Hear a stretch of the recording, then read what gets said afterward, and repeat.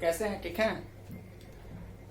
हमारी YouTube channel पे mister tutorial की तरफ से आप तमाम दोस्तों को हार्दिक स्वागत करते हैं। क्लास 10वीं वर्ग को भी जो है हार्दिक स्वागत करते हैं। हमारा जो बैच है मॉर्निंग में 8 बजे से स्टार्ट हो चुका है ना, क्लास 10th का। उसके बाद क्लास 10th में भी जो स्टार्ट हुआ है वो आपका पॉलिनोमियल शुरू हुआ है ना। आज से पॉलिनोमियल शुरू हुआ है। कुछ पार्ट ऐसे हैं जो मतलब बता दिया चुका है, जो बेसिक पॉइंट है, बेसिक पॉइंट बतलाया गया है। कुछ पॉइंट ऐसे हैं जो बेसिक नहीं है, जो हमारे चैप्टर से संबंधित है। उस चीज को आज हम इंट्रोड्यूस करवाते हैं कि बहुपद होता क्या है। आज हम बहुपद के बारे में एकदम चीड़ फाड़ करेंगे, है ना। बहुपद में क्या है नहीं है वो सारी चीजों को जानेंगे आज। तो बहुपद में देखते हैं बहुपद कहते किसको है, बहुपद में अलजेब्रिक एक्सप्रेशन क्या होता है ना, बीजीय व्यंजक क्या होता है, फिर बहुपद में चर होते हैं और अचर होते हैं। सुनने को मिलता है हम लोग चरमान अचरमान होता क्या है ना, उसका मतलब क्या होता है, चर का मतलब क्या होता है, अचर का मतलब क्या होता है, उसकी जानकारी हम लोग को लेना है। उसके बाद भी कुछ ऐसे भी पार्ट हैं जिसकी जानकारी हम लोग को बहुत ही जरूरी है, जो क्लास 9th में भी पढ़ चुके हैं, है ना। क्लास 9th में भी इसकी जानकारी मिली थी, लेकिन हम लोग भूल जाते हैं, है ना। भगवान गॉड एक बहुत ही अच्छा हम लोग को दिमाग दिया है कि भूलने की एक दिमाग दिया है ना, कि कोई भी बात जो है ना याद करो, कुछ दिन के बाद भूल जाता, नहीं बोलोगे तो भाई वायरस बढ़ जाएगा, है ना। आइए चलते हैं। देखिए कहते हैं पॉलिनोमियल बहुपद चैप्टर 2 है, एनसीईआरटी बुक का क्लास 10 है ना, चैप्टर 2। बहुपद होता क्या है, पहले बहुपद का मतलब समझते क्या है। बहुपद को जब आप तोड़िएगा तो बहु अब प्लस पद में टूटता है, यानी पॉली प्लस नोमियल में टूटता है। अगर इंग्लिश में पढ़ेंगे तो पॉलिनोमियल कहते हैं बहुपद को। अब पॉलिनोमियल में जब टूटेगा तो पॉली प्लस नोमियल टूटता है। अब पॉली का मतलब होता है बहुत सारे, और पद, और नोमियल का मतलब होता है पद, यानी जिसमें बहुत सारे पद आ जाते हैं उसी को बहुपद कहते हैं, है ना। यानी एक पद नहीं, दो पद नहीं, बल्कि 2 से अधिक पद भी अगर शामिल हो जाए तब ऐसे पद को हम लोग क्या कहते हैं, पॉलिनोमियल कहते हैं। अब कहता है कि पॉलिनोमियल बहुपद में पढ़ना क्या है, तो सबसे पहले बहुपद में पढ़ना है कि चर क्या होता है, अचर क्या होता है, बीजीय व्यंजक क्या होता है, और उसके बाद में जानेंगे पॉलिनोमियल यानी बहुपद क्या होता है। अब कहने का मेरा मतलब है कि चर वेरिएबल होता क्या है, तो वेरिएबल होने का मतलब होता है, वेरिएबल से ही पता चल रहा है, चर से ही पता चल रहा है कि वैसा राशि, गणित का वैसा राशि जिसका मान हमेशा बदलता रहता हो, है ना। यानी कहने का मतलब कभी नीतीश कुमार, पलटू राम जी है ना, कभी बीजेपी, कभी कुछ इस तरीके से पलट रहे हैं। तो जस्ट लाइक हमारा भी वही है, अगर इसका मान जैसे जैसे हम डालेंगे वैसे वैसे इसका मान जो है बदलते चला जाता है। यानी जिस राशि का मान गणितीय प्रक्रियाओं में बदलता रहता है उसे चर मान कहते हैं, है ना। यानी गणितीय प्रक्रियाओं में ही सिर्फ बदलता है, और जिस प्रक्रिया में बदलता है उसी को हम लोग क्या कहते हैं, चर कहते हैं। हमारा ABCD का जितना भी अल्फाबेट लेटर है वो सारा का सारा चर मान ही रखा गया है। तो हम लोग ऐसे लेते हैं नॉर्मली रूप से XYZ ABCD कुछ भी ले सकते हैं, इसमें कोई रुकावट की बात नहीं है। आप जो भी आप इच्छा हो ले सकते हैं, जिसका मान बदलने की बात होती है। अब दूसरी पॉइंट आता है कांस्टेंट, अचर मान। अचर क्या होता है, तो कहता है कि जिसका मान, है ना, जिस किसी भी राशि का मान बदलता नहीं हो, यानी कहने का मतलब वैसा व्यक्ति जिसका मान कभी नहीं बदलता हो, कभी पलटता नहीं हो, इधर उधर पलटता नहीं हो, उसी को क्या कहते हैं हम लोग, कांस्टेंट कहते हैं।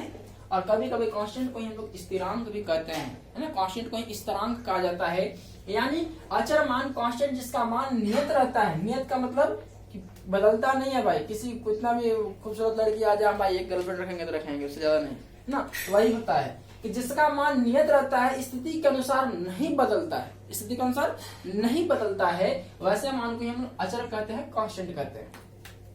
अब बात है कांस्टेंट होता क्या है, एग्जाम्पल कैसे दें, तो 1 से लेकर के जितने भी हमारे नंबर आते हैं, जिसका मान नहीं बदलता हो उसी को हम लोग क्या कहते हैं, कांस्टेंट कहते हैं। जैसे कि 5, 8, 2, 25, 26, 27, 28, 29, 30 समथिंग ऐसे जितने भी नंबर होते हैं, है ना, सारे के सारे कांस्टेंट कहलाते हैं।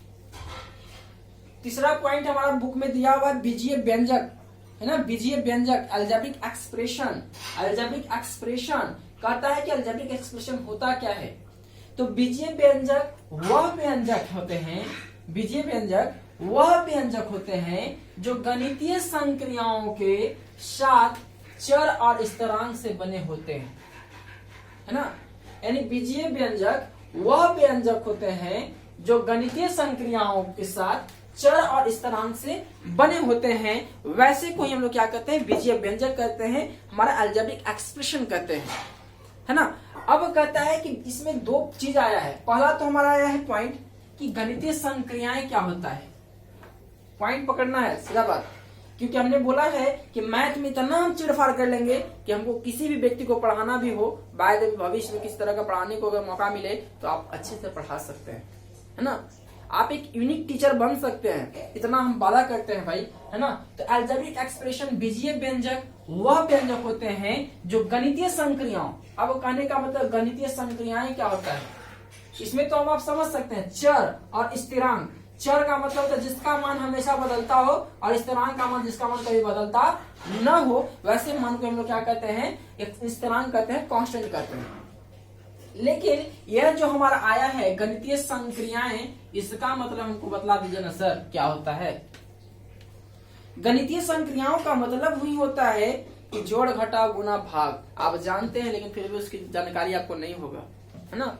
जानने के बाद भी जानकारी नहीं होता, अगर याद भी होगा तो भूल गए होंगे, है ना। याद कर लीजिए, गणितीय संक्रियाओं का मतलब होता है कि गणित में जो ही पढ़ने को मिलता है, जोड़ घटाव गुना, है ना, और भाग, ये सारे के सारे गणितीय संक्रियाएं कहता है, मैथमेटिकल टूल्स कहलाता है। ठीक है, तो गणितीय संक्रियाएं का मतलब ही होता है कि जोड़ घटाव गुना भाग, ये सारे के सारे हमारा क्या कहलाता है, सारे का सारा हमारा क्या कहलाता है, गणितीय संक्रियाएं कहलाता है। अगला जो टर्म है जिसमें एग्जाम्पल दिया है 5x + 8, 5x + 8, है ना। तो देखिए कि यहाँ पे गुना के साथ है ना, 5 तो एक कांस्टेंट टर्म है, कांस्टेंट के साथ x एक वेरिएबल है, और दोनों के बीच में क्या है, गुणांक है, आ गया गुणांक का साइन। दूसरा में देखते हैं प्लस है, प्लस आ गया, और आगे देखिए तो 8 स्थिरांक पहुंचा हुआ है ना। तो वही कहता है कि जिसके साथ गुना और भाग, गुना माइनस घटाव जितना भी सब आ जाता है, सारा का सारा अलजेब्रिक एक्सप्रेशन बीजीय व्यंजक कहलाता है ना। अब कहते हैं कि 40², ये भी एक बहुपद है, ये भी एक बहुपद है। 40², देखिए 4 में t से गुना किया गया है, t² में 4 से गुना किया गया है, और यहाँ पे 40² के बीच में गुना है, गुणांक है, और चर के गुणांक है। किसका गुणांक है, ये चर का गुणांक है, याद रखना, इसको कहते हैं चर का गुणांक, चर के गुणांक। कभी कभी पूछ भी देता है भाई, और एक क्वेश्चन दो क्वेश्चन नहीं आता है, बहुपद से आपका 10th क्लास में बहुत क्वेश्चन पूछा है, ध्यान रखना है। इतना हम पढ़ा देंगे कि बहुपद से एक क्वेश्चन छोड़ने नहीं देंगे, है ना। तो ये जो गुना किया गया 40², ये चर का गुणांक है, चर के साथ गुना किया गया, चर का गुणांक है। 5t, ये भी एक चर का गुणांक है, ये भी एक चर का गुणांक है। लेकिन 1 की जब चर्चा करेगा तो 1 जो है स्थिरांक है, कांस्टेंट है ना, स्थिरांक है, कांस्टेंट है। ठीक है, अगला आते हैं पॉलिनोमियल, अगला आते हैं हमारा पॉलिनोमियल। पॉलिनोमियल क्या होता है, बहुपद क्या कहलाता है, तो कहता है कि जिसमें चर अचर के गुणांक तथा ऋणेतर घातांक के जोड़ घटाव एवं गुणन, है ना, की क्रिया वाले व्यंजकों को हम लोग क्या कहते हैं, बहुपद कहते हैं, है ना।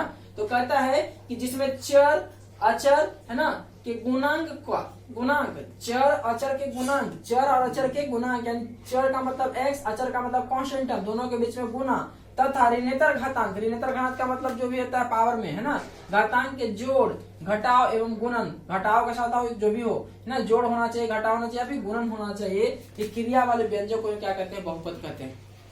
अगर कोई भी पूछता है कि बहुपद कहते किसको हैं, तो बताना यही है कि किसी भी चर अचर के गुणांक तथा ऋणेतर घातांक के जोड़ घटाव गुणन की क्रिया को ही हम लोग क्या कहते हैं, बहुपद कहते हैं। और बहुपद का बीजीय व्यापक रूप जो होता है, बहुपद का जो व्यापक रूप होता है, ज्यादातर लोग बताते नहीं है, लेकिन हम बता रहे हैं कि व्यापक रूप जो होता है a + a1x + a2x² + a3x³ + ... n x के पावर n होता है। ये असली इसका व्यापक रूप होता है, बहुपद का ये असली रूप है। बहुत सारे लोग क्या बताते हैं, ax² bx + c जो होता है हमारा क्या होता है, बहुपद कहलाता है। लेकिन भाई समझना है कि अगर हमसे पूछेगा कि पॉलिनोमियल यानी बहुपद का व्यापक रूप क्या है, तो a + a1x + a2x² + a3x³ + ... n x के पावर n जो क्रिया होता है, यही हमारा वास्तविक रूप यानी व्यापक रूप कहलाता है बहुपद का। अब बात करते हैं जहां a1x a2x², देखिए जैसे जैसे हमारा टर्म बढ़ता है, जैसे जैसे पहला दूसरा तीसरा पद में आते हैं तो x का पावर 2 हो जाता है। देख रहे हैं कि दूसरा तीसरा पद में है लेकिन x का पावर कितना है, 2 ही है। यानी समझना है क्या भाई कि जैसे जैसे हम आगे बढ़ते हैं तो हमारा पद की संख्या, पावर की संख्या, घातांक की संख्या बढ़ते चला जाता है। तो बढ़ भी रहा है, जहाँ a1 a2 a3 an जो होता है वास्तविक संख्या होता है और n जो होता है पावर जो है, पावर हमेशा पूर्ण संख्या होता है।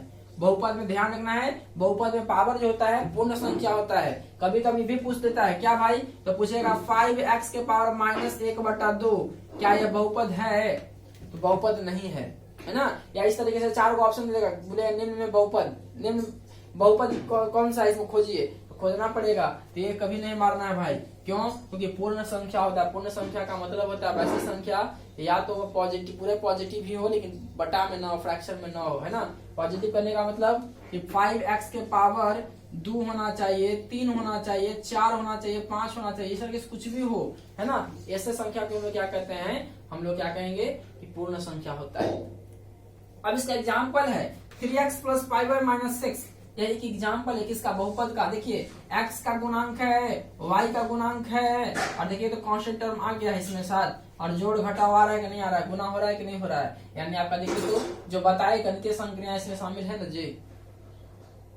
अब बात करते हैं, ऐसा भी एग्जाम्पल देता है ना, ऐसा भी एग्जाम्पल दिया है कि √5x + 7y + 9 क्या हमारा बहुपद है, तो बहुपद है सर, है ना। क्यों, क्योंकि संख्या जो है कांस्टेंट टर्म के साथ लगा हुआ है, रूट कांस्टेंट टर्म के साथ रूट लगा हुआ है, जिसके वजह से बहुपद हो सकता है ना। अगर हमारा इसी को लिख देगा ऐसे √5x + 7y, है ना, +9, और पूछेगी क्या यह बहुपद है, तो बोलेंगे नहीं है बहुपद, नहीं है बहुपद, है ना, नहीं है। क्या नहीं है, तो बहुपद नहीं है। ध्यान रखना है, बहुपद नहीं है। क्यों नहीं है ये भी ध्यान रखना है, क्यों भाई, तो रूट का वैल्यू होता है, रूट का वैल्यू होता है 1/2। मान लेते हैं कि अगर रूट x है तो x का वैल्यू होता है, x का पावर होता है 1/2। और हम जानते हैं कि कभी भी पावर जो होता है, घातांक जो होता है, वो हमारा फ्रैक्शन में नहीं होता है, वो पूरे संख्या में होता है, पूर्ण संख्या होता है ना। इस तरीके से भी पूछता है आपसे कि क्या यह जो है हमारा बहुपद है कि नहीं है, तो बहुपद नहीं है इसका मतलब समझ जाना है कि बहुपद कौन कौन सा नहीं होता है ना। ये सब ध्यान में रखने वाली बात है। फिर कभी कभी ऐसा भी क्वेश्चन करता है, जैसे देता है, जैसे देखिए एग्जांपल में कैसा है, 9√x + 5(1 - 8 आप पूछे क्या ये बहुपद है, तो बहुपद नहीं है। ध्यान रखना है, ये बहुपद नहीं है। क्यों, क्योंकि चर के साथ कभी भी रूट नहीं होता है, एक पूर्ण संख्या बनता है। चर जो होता है हमेशा पूर्ण में होता है। और देखिए जब इसको तोड़िएगा तो 9x का पावर 1/2 हो जाता है, आप +5y -8 हो जाएगा। तो आप समझ सकते हैं कि चर का जो पावर होता है वो हमेशा एक पूर्ण संख्या होता है, फ्रैक्शन में हमारा नहीं होता है, फ्रैक्शन में हमारा नहीं होता है। और नहीं होने की वजह यही है। ये सब जैसा इस टाइप का जो क्वेश्चन आए तो कम से कम छोड़ के नहीं आइए, बना करके आइए। हम चैलेंज करते हैं कि अगर हमारा कॉन्सेप्ट में किसी तरह का दिक्कत हो, त्रुटि हो, तो आप पक्का कमेंट कर सकते हैं, है ना। कहीं भी त्रुटि अगर मिलता हो तो कमेंट करें। हम लोग जो है सबसे पहले इंट्रोडक्शन जान लेते हैं, पॉलिनोमियल का जितना भी इंट्रोडक्शन है इंट्रोडक्शन जान लेते हैं, और इंट्रोडक्शन जानने के बाद फिर एक्सरसाइज पे हम लोग आ जाते हैं। अगर इंट्रोडक्शन हमारा कॉन्सेप्ट अगर सही होता है तो पॉलिनोमियल का क्वेश्चन एक भी छूटने नहीं देंगे, ये वादा करते हैं, है ना। पॉलिनोमियल का एक क्वेश्चन भी नहीं छूटे देंगे, इतने अच्छे से हम आपको बतला देंगे, है ना। और बाकी का बात आप लोग का है, तो भाई आप लोग हमारे वीडियो को शेयर कीजिए, सब्सक्राइब कीजिए, लाइक कीजिए, है ना। और हम इसके बाद अगला जो पॉइंट हमारा बतलाता है, अगला जो हमारा पॉइंट है वो कहता है कि बहुपद के बाद हमारा जो पढ़ना है कि बहुपद कितने प्रकार के होते हैं, है ना। बहुपद कितने प्रकार के होते हैं, बहुपद का टाइप्स जानना है अभी, है ना। बहुपद का टाइप्स जानना है। अब कहता है कि बहुपद कितने प्रकार के होते हैं। इसके पहले तुम लोग पढ़े कि बहुपद किसे कहते हैं। अब बहुपद के टाइप से पढ़ना, बहुपद कितने प्रकार का होता है। तो बहुपद की मेन रूप से जो होता है बहुपद वो 3 प्रकार के होते हैं। बहुपद मेन रूप से 3 प्रकार के होते हैं। पहला है चर के आधार पे। चर के आधार पे कहने का मतलब कि चर किसको कहते हैं, तो चर होता है x, y, z, p, q, r, s, t, q, कुछ भी, है ना। दूसरा है घात के आधार पे, और तीसरा है पदों के आधार पे, है ना। तो कहता है कि हमारा बहुपद मेन रूप से 3 होते हैं, चर के आधार, घात के आधार पर और पदों के आधार पर।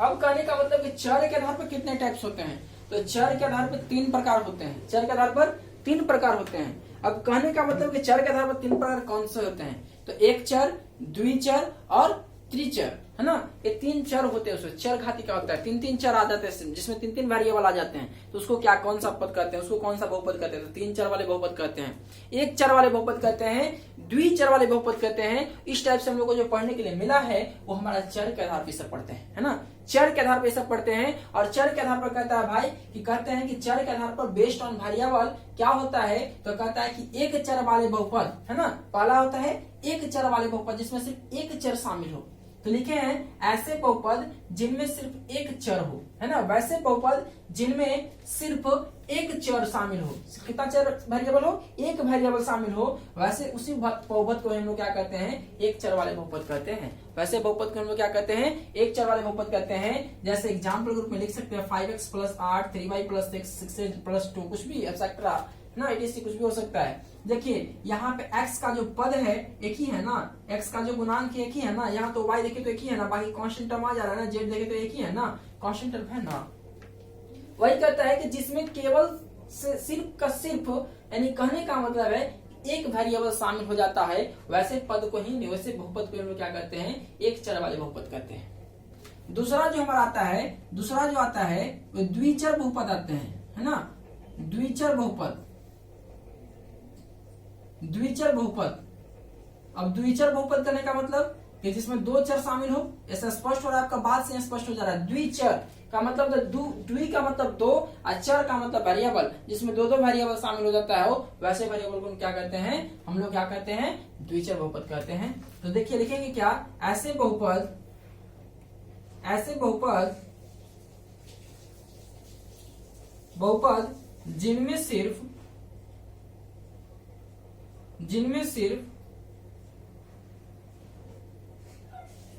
2 चर हो, है ना, जिनमें सिर्फ 2 चर हो, वैसे बहुपद को हम क्या कहते हैं, द्विचर बहुपद कहते हैं। जैसे एग्जाम्पल ग्रुप में लिख सकते हैं 3x + 5y + 2, है ना, 3x + 5y + 2, है ना, तो वैसे बहुपद को क्या कहते हैं, द्विचर बहुपद कहते हैं। और द्विचर बहुपद का एग्जाम्पल हमारा यही हो सकता है, या फिर हम लिख सकते हैं x + y - 5, ये सारा का सारा हमारा द्विचर बहुपद का एग्जाम्पल है। तीसरा होता है त्रिचर बहुपद। क्या होता है, त्रिचर बहुपद। त्रिचर बहुपद का मतलब होता है कि 3 चर वाले बहुपद, है ना, 3 चर वाले बहुपद। तो 3 चर वाले बहुपद लिख सकते हैं, लिख लेते हैं 3 चर वाले बहुपद, 3 चर वाले बहुपद मतलब त्रिचर बहुपद, है ना, उसी को हम लिख रहे हैं 3 चर वाले बहुपद। ऐसे बहुपद, ऐसे बहुपद जिसमें, ऐसे बहुपद हम आपको एक चीज भी नहीं छोड़ रहे हैं ना, मैथ का सारा आपका जो भी आपका कॉन्सेप्ट चैप्टर फर्स्ट में दिया हुआ है, चैप्टर सेकंड पॉलिनोमियल पार्ट में दिया हुआ है, उसका सारा कॉन्सेप्ट लिख दे रहे हैं। तो वैसे बहुपद जिनमें सिर्फ 2 नहीं बल्कि 3 शामिल हो, जिसमें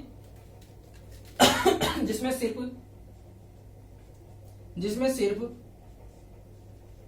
3 चर शामिल हो, 3 वेरिएबल शामिल हो, है ना, 3 चर हो, वैसे चर को, वैसे बहुपद को ही हम लोग क्या कहते हैं, त्रिचर बहुपद कहते हैं, 3 चर वाले बहुपद कहते हैं। जैसे एग्जाम्पल ग्रुप में लिख सकते हैं, क्या लिख सकते हैं, तो 5x + 2y + 6z, है ना, 5x + 3y + 2z, या फिर लिख सकते हैं x + y + 5z, ये सारा का सारा त्रिचर बहुपद कहलाता है, 3 चर वाले बहुपद कहलाता है। समझ में आया। तो चर के आधार पर भी 3 प्रकार होते हैं, घात के आधार पर भी जो है 3 प्रकार होता है। कौन कौन, तो घात के आधार पर 4 होते हैं। एक शून्य घात वाला भी होता है, जिसका पावर 0 बैठ जाए तो उसका वैल्यू कितना होता है। रैखिक बहुपद होता है, द्विघात बहुपद होता है और त्रिघात बहुपद होता है। अब एक चीज और समझना है, समीकरण और बहुपद में बहुत बड़ा अंतर होती है, थोड़ी बहुत अंतर है, ज्यादा नहीं है। समीकरण और बहुपद में थोड़ी सी अंतर है। बहुपद में होता क्या है कि हमारा बराबर में 0 नहीं होता है, लेकिन समीकरण में बराबर में 0 हो जाता है। जैसे कहने का मतलब है कि x square b x plus c लिख दें तो सिर्फ बहुपद है, लेकिन x square b x plus c equal to 0 लगा दे तो वह एक द्विघात समीकरण है। तो समझना यही है कि द्विघात समीकरण और बहुपद में थोड़ी सी की मतलब जो है अंतर है, थोड़ा सा अंतर है ना, जैसे होता है ना, बस उतना ही अंतर। अब तीसरा है पदों के आधार पर। पदों के आधार पर भी 3 होता है, एक पदी, द्विपदी और त्रिपदी, है ना। तो ये सब जो होते हैं हमारे कुल मिलाकर के 4 3 7 और 3 11 बहुपद होते हैं। लेकिन मेन रूप से अगर पूछेगा आपसे कि बहुपद कितने प्रकार के होते हैं, तो बहुपद 3 ही प्रकार होते हैं, चर के आधार पर, घात के आधार पर और पदों के आधार पर, यही बहुपद होते हैं मेन रूप से। ठीक है, तो चर के आधार पर तो हम लोग पढ़ लिए कि ऐसे बहुपद जिनमें सिर्फ एक चर शामिल हो, वैसे बहुपद जिनमें सिर्फ 2 चर शामिल हो, ऐसे बहुपद जिनमें सिर्फ 3 चर शामिल हो, वैसे बहुपद को हम लोग द्विचर बहुपद कहते हैं। ठीक है ब्रो, ठीक है। तो बॉस अब हम आगे बढ़ेंगे, क्या पढ़ेंगे, घात के आधार पर। घात के आधार पर बहुपद कितने प्रकार के होते हैं, तो घात के आधार पर लिख दिए हैं कि शून्य घात रैखिक बहुपद,